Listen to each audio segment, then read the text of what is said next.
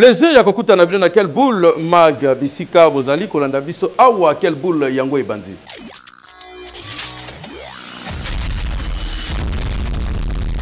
Tofongo la quelle boule ya lelo na polémique na réseaux sociaux partout population mingi bakomi ko senga démission ya première ministre Mamadi Judith Soumino parce que pona bango balobi yende mutabomi roulage. Le solo est tellement moulaï bolanda dossier oyo quelle boule mag to réagir sur yango.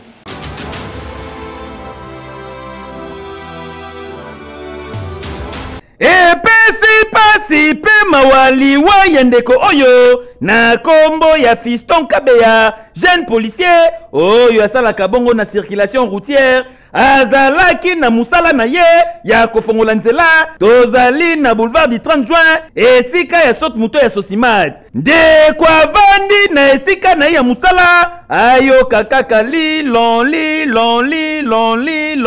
ata la boye cortège ezali koya kasi na sens opposé atelemi alinga telemisango tokande ezalaki bongo cortège ya premier ministre ya République démocratique du Congo bagarde bakitaka te bakiti bapandi nzela baleki koleka baleki nzokande silaka te bakei kote bakendaki babeta shita sima bazongela ndeko Fiston Kabeya kaka ndenge ezalaka kwatai bakangi ndeko abandi kotuna na salini ni botikanga bango rien yo indiscipliné okoyeba yo babandi kotutula ye mututu ya chodi ya beti ya likofi ya beti ya pata beti babeta ndeko nzela ti na auditora wo koko makuna menga makulumuka na matoi na zolo ndekwa kokite tellement pasi lekaki ndekwa kufaka te akufi boyo ka témoignage ya collègue na ye bazaki na ye na Carrefour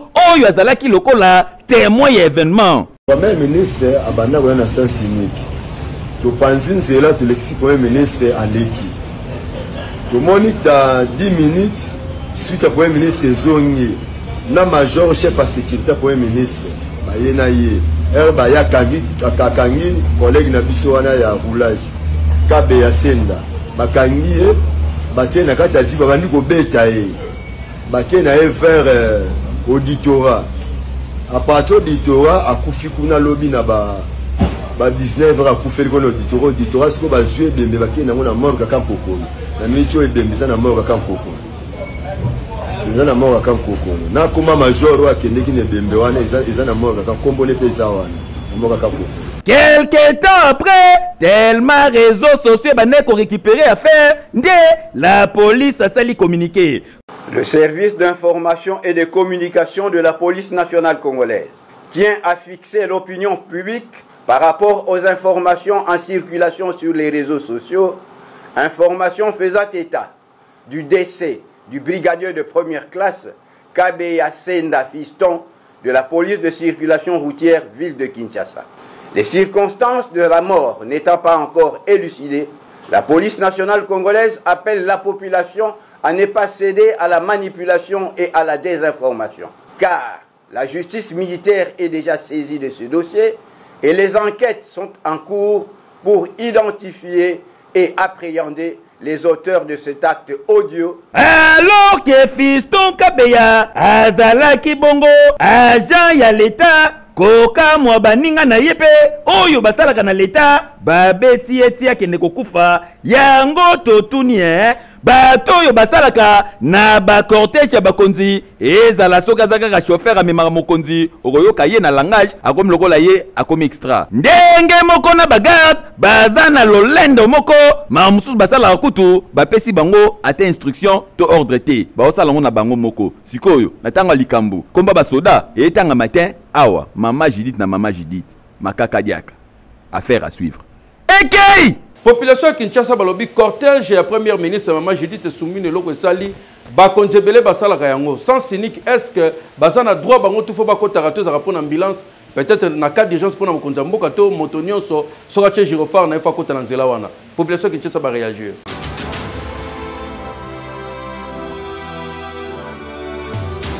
bakozi bazopekisa mpona sens unique eza mabe biso tozokumba de épinaire bamituka baza na prince Donc biso nyonso tozobatela bande ya kokumba eza te nde basali mpona sens unique eza mabe barespecta te parce que biso tolanda bango nde babanda bato ya liboso nde tolanda bango nsima mpo biso nyonso totosa mibeko wana ifo ezala baautorité militaire wana batika kokota sens unique na biso mpe tokokota lisusu te mais soki bakoti biso mpe tokokota kaka basens unique wana eza mabe po tout le monde note au-dessus de la loi bango nde bakoki respecte atake baza bakozi bakota na sens unique te po awa biso tu toza bakongole moto aleki moninga ozala chef banini po totosa me yo bandi ifonga mpe na banda po yo nde likolo na ngai biso bapopulation tozomona yango mabe parce qu'il y a un proverbe qui dit la charité bien ordonnée commence par soi-même. Ceux qui bango bakonzio baza censé ko l'exemple exemple na population. Bazo ko kakosala yango te. Population ekolandaka ka bozo bango bazo sala. Bakendaka na voie normale te soit koutia embouteillage, c'est-à-dire c'est lui le roi, il doit passer de toutes les façons. Il faut créer un zéla na ndenge na ye. Et dans ce sens population pe ezolanda babiloko bango bazo sala. Yango moni mboka eza na indiscipline, moyen bato batambola na droiture eza te. Il faut bango moko babanda nano na ko s'ordonner, bakoma nano na mayele ya ko respecter mibeko pour que population abaye ba ko respecter pe mibeko. Je ne sais pas si je peux donner la priorité peut-être topé ça peut-être attendre ambulance hein. Pour ambulance ezo servir peut-être muto ko za na cas d'urgence ya liwa bako ko lukanzela par tous les moyens pour na ko komisa na destination mais en dehors de l'ambulance je ne vois personne d'autre.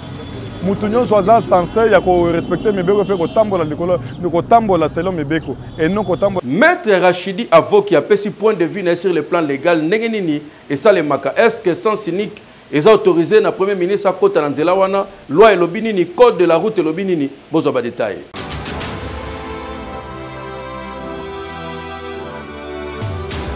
Le roulage n'est pas décidé du fait du sens unique. Le roulage est décidé du fait que les majors seraient revenus pour prendre les roulages, ils l'auraient amené à l'auditorat et là on apprendra le lendemain par un de ses collègues que le roulage serait décidé. Le grand problème, la question de droit qui se pose, c'est en termes de responsabilité civile et pénale. Le Premier ministre est surveillé par un corps d'élite organisé, c'est l'UPHP. L'UPHP envoie ses éléments avec un ordre de mission, un bulletin de service. C'est en fonction de ça qu'ils agissent. Maintenant, la question est de savoir, quand le major est revenu pour prendre le roulage et l'amener à l'auditorat, comme on le dit, est-ce qu'on peut faire entrer ça dans le cadre de la définition de la sécurisation qui lui est confiée par ses autorités? Je pense que non. Parce que, comme j'ai dit un peu avant, le roulage n'est pas mort du fait du sens unique. Donc, le roulage serait mort du fait que les majors l'auraient pris de son lieu de travail et l'auraient mené à l'auditorat. Et il semble que, quand on les prenait, d'après le témoignage de son collègue qui a fait la révélation, on l'a mis dans les véhicules, on les tabassé. Là, la responsabilité civile et personnelle du major est engagée. Le Premier ministre n'a pas donné, en tout cas, sauf si on me dit que c'est le Premier ministre qui a ordonné rentrer, aller prendre ces messieurs-là, taper lui, ça devient notre cas. Mais si c'est le major qui l'a fait dans le cadre de sa mission lui confiée par sa hiérarchie, il endosse la pleine responsabilité et lui et son équipe. Chaque année, le 1er avril, comme le roi benga poisson d'avril, dans le Kuta, ou comme généralisé, mais beaucoup de tension, bakufa nango. Ben convenient nango, pena danger nango zanini.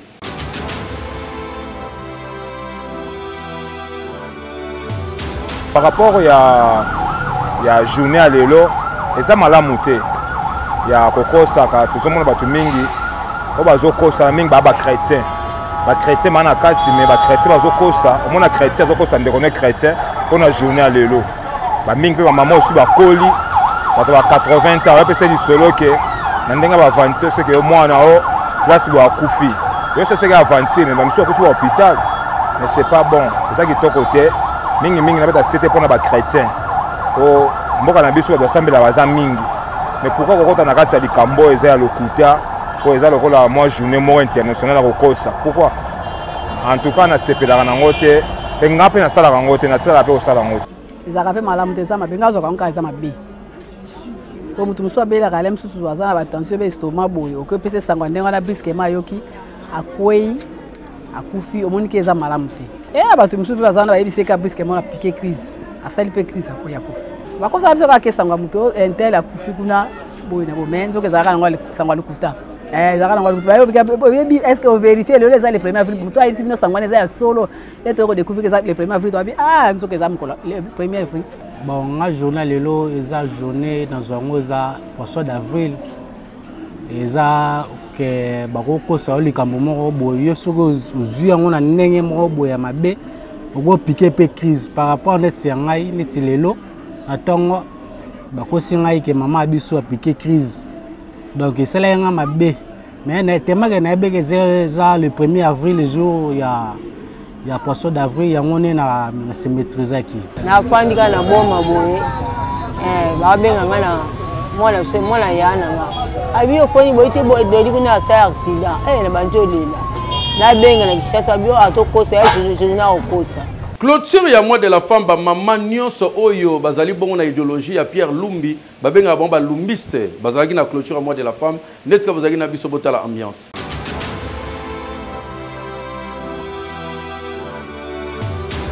Le motu ya bato bazali komona boye meketu ba mama nyonso ya Kinshasa batondaki awa sali ya boboto refoule bato to nini parti politique MSL elongo na ba mama nyonso bazalaki présente awa na kati ya salle ya boboto pona ko clôturer mois de la femme simba pe yebeke mouvement social lumbiste parti politique oyo ezalaka dirigé pa ya mama ya mayele mama azali ko pesa espoir pa ba mama ya République démocratique du Congo mama Chantal Ngoyi mama oyo azali déterminé ya ko accompagner vision mokonzi ya mboka Félix Antoine Tshisekedi Tshilombo surtout na période oyo tozali ko traverser na maloba na ye atalisike thème général ezalaki basé surtout na likametali autonomisation de la femme mama Chantal na mayelo azalaka na ngalo bitente ezalaka boete il faut na la qui s'appelle ba mama ya Congo il faut na la qui s'appelle ba mama ya parti politique na biso MSL ndenge nini ba ko aider République démocratique du Congo kende liboso lokola mouvement social lumbiste ezalaka bongo parti ya bana na Nzambe bazwaki tana bango pona ko sambela kotika mokonza mboka Félix Antoine Tshisekedi Tshilombo na maboko ya Nzambe prière ya kafu kafu tala kaka ba mama babondela nyonso munguna kanaki ekokisama te cérémonie esalamaki bongo na présence ya ba haut cadre ya parti politique ya MSL secrétaire général azalaki présidente ya ligue de femmes pe azalaki présence remarquable azalaki bongo pe ya mese Kisumba Igma simba pe yebeke ba mama ya Congo ba mama ya Kinshasa ba yoki mateya ba kumisi Nzambe. Je suppose que le MSL c'est une pirogue et nous tous on est dedans. On ne peut pas avoir plusieurs objectifs, on n'a qu'un seul. Nous sommes un parti, nous sommes membres de la majorité présidentielle de l'Union sacrée. Nous ne pouvons pas avoir un autre objectif que celui de consolider la paix à travers le travail que le président de la République est en train de mener. Il ne peut pas le mener seul. Et je crois que ce message que je fais passer, nous n'avons pas d'autres cibles. Nous avons des cibles à l'extérieur. En interne, nous devons consolider notre soutien autour du chef de l'État pour qu'on puisse obtenir ce que nous voulons, c'est-à-dire que la paix revienne dans l'est de notre pays. Bon, kanisi esili tente batu nyonso bazalaki na salle ba mama ya MSL mutu na mutu azongaki na liputa sini ya bolingo sino la kisike mama ya mukio azanango akabolaka na ba mama na ye bende ezalaka na mboka États-Unis sika pakumbelaki délégation monene sénatrice Nefertiti Goudianza a solo lipe a condamné silence ya communauté internationale par rapport à la situation à l'Est de la République démocratique du Congo.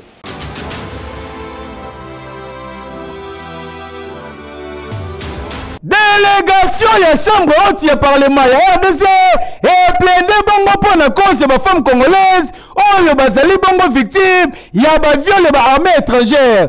Pondi melangai ke délégation yango e kumba maki bongo e pa ya ya sénatrice na Fetiti Ngudianza oyo azali bongo rapporteur ya Sénat esika akondamnaki makasi silence ya communauté internationale na occasion ya 69e session ya commission ya condition ya mwasi na siège New York awa na kati ya États-Unis d'Amérique. Plusieurs tragédies et guerres qui ont été énumérées par la directrice exécutive adjointe de l'ONU, mais on semble ignorer cette tragédie qui se passe à l'est du pays et qui risque d'embraser toute une contrée, si pas un continent.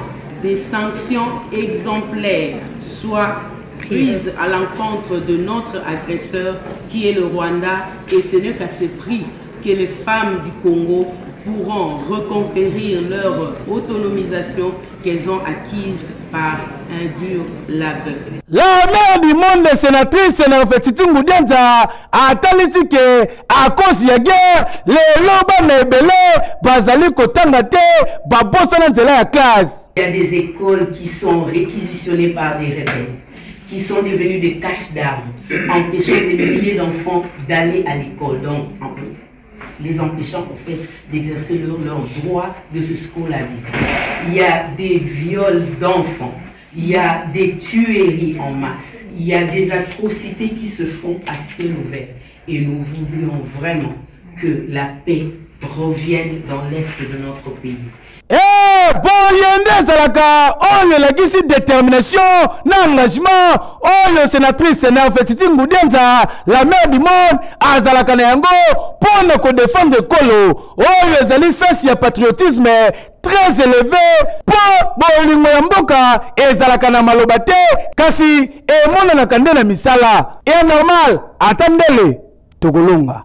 Hey, you. Oui. Fabrice Zombi pona bango balobi yende sa majesté na bango zali bongo famille ya Mini Congo.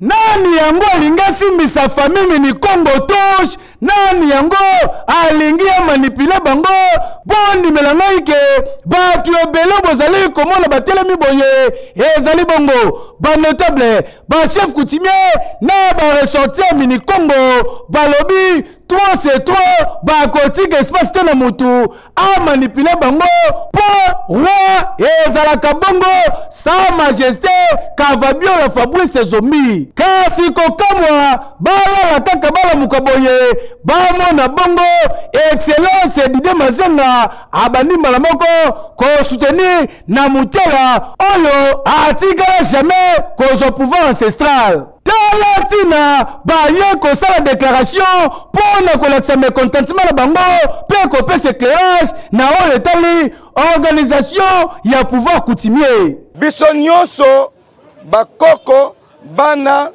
baneve ya roi Kafabioko Zombi tosangani awa tozo déclarer na par ye tozana roi mususu te. Bokonzi oyo ezali ya l'état te. Bokonzi oyo ezali coutumier et traduisaka respect ya bancetre.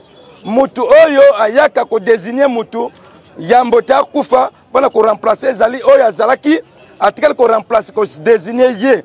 Soki a désigner ye ezala mutu mususu kolongola ye te. Oyo etali na mutela azali frère na biso, neve ya biso aza mutu mususu te. Na minute oyo tozo ko senga ye na bato basimbi ye benkoni batika ye librement azonga aya ko continuer musala na ye kimanzita na elongo na roi na biso Zombi. Alors tozo senga na Didier Mazenga Makanzu o azali musuku l'autre côté Mungongo atika désordre wan atika désordre o azo seme na pouvoir ya roi Mini Congo. Souci ya famille Mini Congo na ba ressortissants nyonso et surtout ba notable ezali semoko excellence Didier Mazenga abima na makambo oyo etali bongo pouvoir coutumier po ezalaka politique te. You. Oui. Beta winner na 500 fois ya pamba.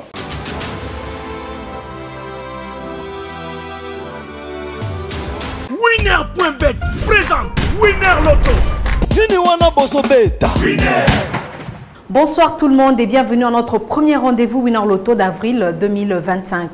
Alors si vous avez joué le Win 4 et Win 4 et double, voici les numéros gagnants. Le 44, le 42, le 14, mais aussi les 35. Les 465e tirages proposent un jackpot de 117 672 000 francs congolais, mais aussi 1 milliard de francs congolais, le super jackpot. Pour le gagner, vous connaissez la condition, madame, monsieur. Il fallait choisir 5 bons numéros sur votre ticket. À cela, va ajouter aussi les numéros de la Super Bowl. L'avez-vous fait? Si oui, nous passons au tirage et bonne chance à tous. Ceci est un tirage qui se déroule sous les vigilances d'un ministère de justice, des officiels Winner Loto, mais aussi d'un public témoin. On accueille le 16, notre premier bon numéro. Et le deuxième bon numéro à présent, le 14. En troisième position, voilà arrivé le 6. Le quatrième bon numéro, madame, monsieur, le 31. Le cinquième bon numéro à présent, le 18.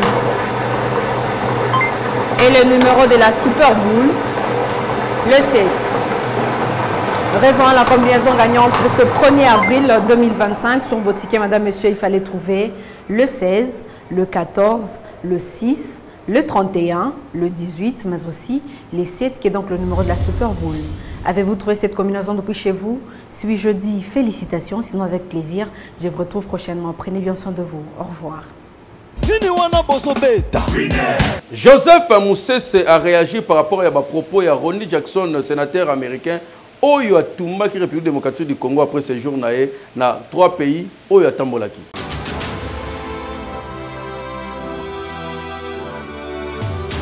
Mais c'est Ronnie Jackson, dimenanga ke au confondre ba propos yo lobaki après avoir kokutana na mokonzi mboka Félix Antoine Tshisekedi Tshilombo na kokutana na Paul Kagame na ba leader mosusu ya Afrique. Makambo lobaki dimenanga ke et déranger ba Congolais surtout bazalaka très éveillé likolo ya mboka na bango basiliki lo na niveau ko sakanate. Ndakisa nango jango yo. Mais c'est Joseph Moussese, ozali bongo vrai patriote. Yepo na bolingo ya République démocratique du Congo. En tout cas kuna ayoka kamutute po et loko lingaka koleka République démocratique du Congo ezate po yango neza mboka na ye alobi boye yoza congolais te histoire politique ya Congo oyebite réalité ya Congo oyebite makambo lobi ozwango wapi Paul Kagame mtayebisio Museveni tonan Papa Joseph yebisai. My name is Poi Moussese. I'm originally from Congo. I came here this morning to respond on the message you bring to the senator today. You say is Rwanda is fighting Congo because we have the land in Congo. And look like you don't know the story. You don't know anything about Congo. The Congo existed before the colonials came to Africa. The time the Congo was imperial, it was not the place that what you think today.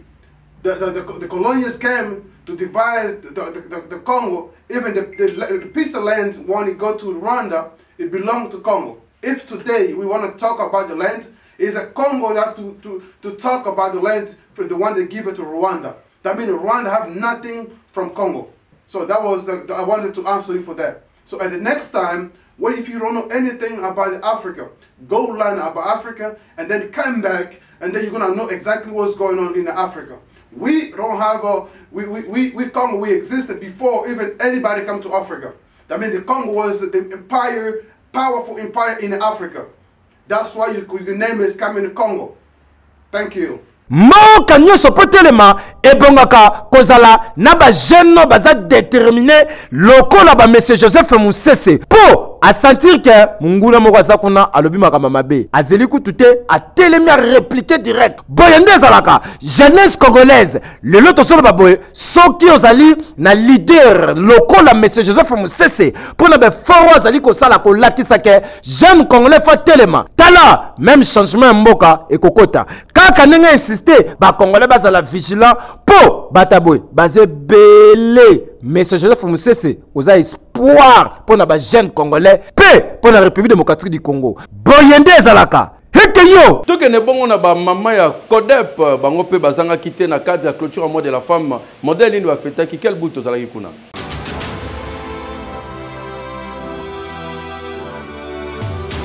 Les femmes des conventions démocratiques du peuple CODEP en sigle et l'ongona président national na bango honorable Simon Moulamba Mputu ba clôturer ki bongo moins de la femme na ba maman nyonso ya CODEP et seulement qui avec pacte pe idéologie na niveau ko sakanate pona ko lakisa ke ba maman ya CODEP bazali wana pona ko accompagner ba action nyonso oyo gouvernement zali ko salema na mobange na thème oyo l'autonomisation de la femme. Cérémonie bandaki bongo na prière po boyebi ba membre nyonso ya CODEP bazalaka batu ya losambo et ezalaki bongo suivi na hymne national ba discours elandanaki ya ndenge na ndenge pe mot de circonstance etangamaki pa madame Clarisse Kalala simba pe yebake ba mama ya CODEP après cérémonie oyo basalaki bongo mobange na déclaration wepe pai na kati batalisaki ke ba membre ya ligue de femmes ya CODEP bazali bongo ko appuyer engagement na bango na parti politique CODEP pe pai ya président national na bango bazali ko travailler pour l'intérêt ya peuple congolais pe bazali ko soutenir surtout gouvernement congolais na baction nyonso bazali ko sala surtout bazali ko telemela agression rwandaise oyo na M23 bazali ko piller ko botola ko violer ba maman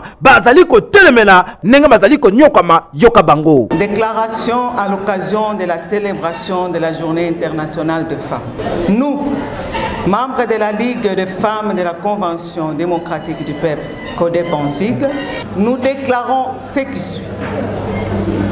Dénonçons avec la dernière énergie les atrocités causées aux femmes par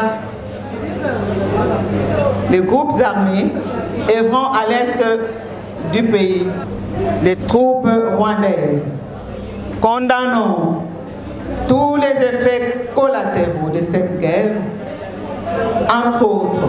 Boyende zalaka ba mama CODEP balakisi ke non seulement bazali ko accompagner l'action gouvernement ezali ko salema mais surtout bazali ko dénoncer nyonso zo ko salama na este ka ya ba viol et pa ya groupe armé rwandaise oyo bazali ko appuyer M23 na nyonso zali ko salema. Boyende zalaka ba mama soki ba telemi ata munguna zaki ndengeni akolonga te. Hekeyo Maman Germaine Chinya mazali bongo VP Assemblée provinciale à ville à Kinshasa a participé à bongo na table ronde pour na makambo tali Genecost netika bozaki na biso bolanda.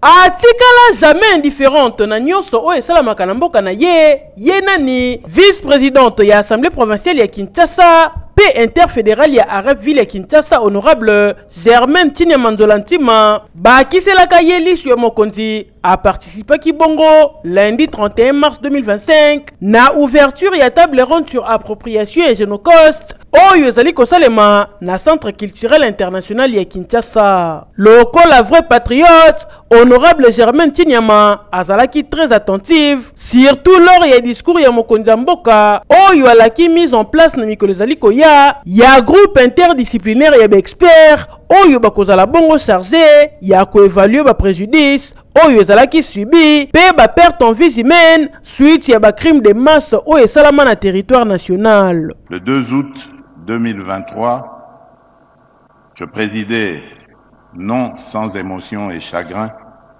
mais surtout avec détermination et résilience, les premières commémorations nationales du Genecost, journée solennelle dédiée à la mémoire des dizaines de millions de Congolaises et Congolais victimes au cours des dernières décennies d'actes indescriptibles de barbarie et de cruauté. Orchestrés par certaines puissances régionales et leurs complices internes, ont été motivés uniquement par leur obsession à exploiter illégalement et contre nos intérêts les ressources naturelles de notre pays, à occuper nos terres par la destruction ou la déportation forcée de certaines communautés locales dans le seul but de déstructurer notre identité nationale. En tout cas, parmi Batu Bazali na souci et bien-être de la population congolaise, honorable Germaine Chinyama Azana Kati, pour malgré ba occupation na ye,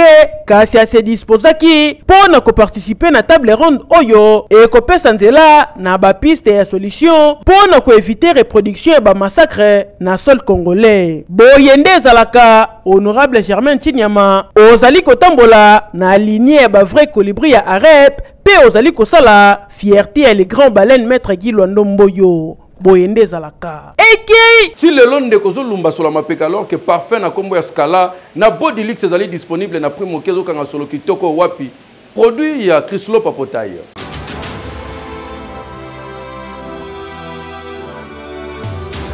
Na mokolo ya lelo ekoyinda mabe na bagami ya ba parfum Scala na Bodilux lelo kozala bien parfumé et ba combo eye yango yeye bondi menangai vraiment na Kinshasa vraiment na ya République démocratique du Congo ba tantino ya babuwa kama banoko ya swaga olati kitoko yo wapi na batalio na nzelo legibwe chudi ya kubola éviter solo ya mabe solo ya ngai na nzoto lelo tozali koloba boye bagame ya ba parfum oh yeye kopesa solo ya kitoko oleki bato batie wow c'est du wow yango yo bagame parfum oyo ba jeune ba star bazali kosalela Scala pe Bodilux soki opompe yango ndimelanga ke 3 jours 4 jours 5 jours voire même une semaine solesi la kate batu bazali kotuna mama e oyo zwi wapi o papa e oyo zwi wapi tozali na podium ba star bondi belanga ke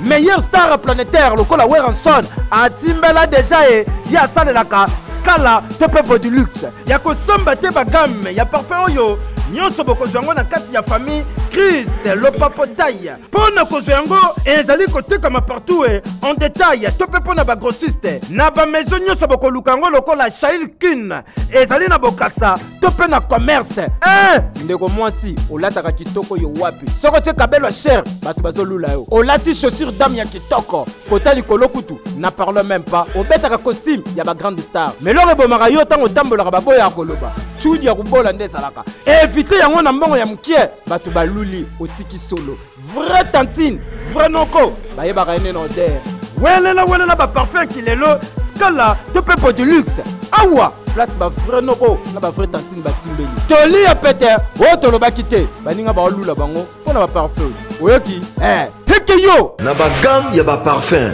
Bodilux na Scala ntunga Scala Bodilux kilelo ntunga Tozo continue ko beta c'était pour na kaya ndeko na biso mwasi wa sala bongo toilette na libanda na sachet parce que ça la difficulté $3000 pour l'opération na ye meti sikoyo nano tozo yango te ndeko moko meke ko sunga to kende ko tala ye botala kaza na ngoti sikoyo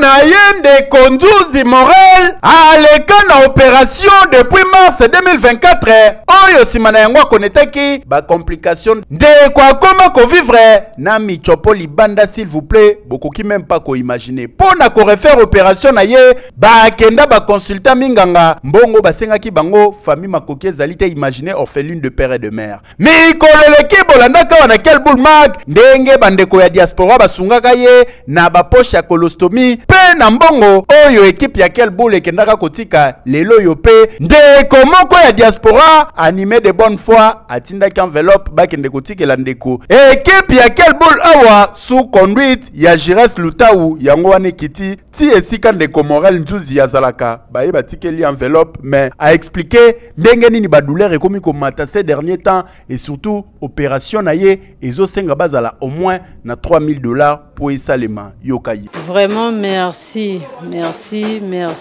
Nzamba pambola ndeko oya sungingi akanisi ngai Nzamba pambola yo azongisa ya mingi koleka o sali merci lisusu na DG David Ntiala po butu pe moi ba image zo lekana merci na équipe mobimba ya Kelbu magazine o bozo lembate bozo ya bozo sunga ngai na quelque chose bandeko bazo pesa esunginga vraiment makasi ba poche na zolata o botika ki tour liboso serveur kinga na bakisi malgré ba douleur rezo continuer ka po mutopo estali une année lelo le 1er avril na kokisi une année 1 mois yango ba douleur rezo continuer mais vraiment merci vraiment na ko senga na bandeko nyonso bazotala ba image na ba konza mboka batamitema malamu basana Nzambe bosunga ngai libote zana makoki te En tout cas, mabele kitoko ya kolona yango yo,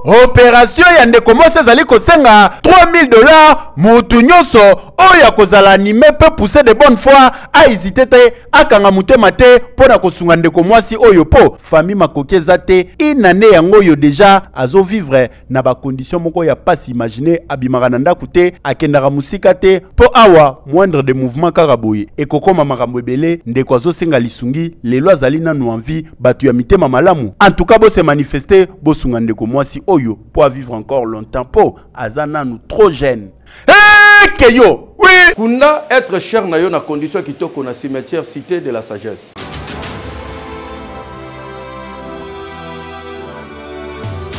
Tena yo regreta outa mikili ya poto outa soki mboka nini oyewa na Kinshasa oyeko kunda ndeko na na cimetière après jour bakenda kotala mutu otala boye libulu ezate na place bakunda mutu ebukani na cimetière yango moko na libulu na cercueil nyose bunga mutabonga emona na kasusu te lelo tozali koloba boye pas question grâce ya cimetière de la sagesse ezali bongo cimetière moderne ndenge tolula kana mikili ya bapaya ndenge boye bakunda batu na États-Unis d'Amérique na ba Paris na ba Canada ndenge moko pe awa lelo na Kinshasa grâce ya cimetière cité de la sagesse ya kosamba te lokola tozalaka ba bantu il faut kokunda mutu place ya kimia po après bambula na bambola baya ko retrouver ye awa na cité de la sagesse tala ba place ndenge zali kitoko yo wapi ngaye soki bakundi mutu no awa ata mila soko ye otunya fanda ya biso kaka cité Israël okokoto monye c'est pas ni kuna na cité Londres oromona epo zuye na ba pays nyoso kolinga zali bongo construction na ba cité awa place bazali kokunda bandeko oyo bazalaki bongo très cher pour na biso nyonso zo salema kitoko tuninga prix yiwa na fanda na mbongo ya muke ndeko na azu place ya libela na ba kokolo soki ba ye bali bamona ope place bakunda koko balobi toke na cité de la sagesse kuna ba weyi babunga kate adresse na bango zali place akobunga te bazali bongo na sele bambu okoti ozamo bimbo yo wapi ba bureau na bango ezomi bongo na limite résidentiel première na immeuble urbain okoti na premier niveau na appartement 101 okokuta bango tepe benga na ba numéro oyo tena valeur ya baweyi basalaka nango ba jeté et surtout tous ab africains awa na cité de la sagesse tala mabulu tala ba pavé bongo kota ba installation hygiénique kitoko yo wapi oza kimia olobi na kundi mutu nanga place a kimia akopema kitoko ezali bongo numéro 1 ya ba cimetière nyonso awa na République démocratique du Congo bonde ezalaka.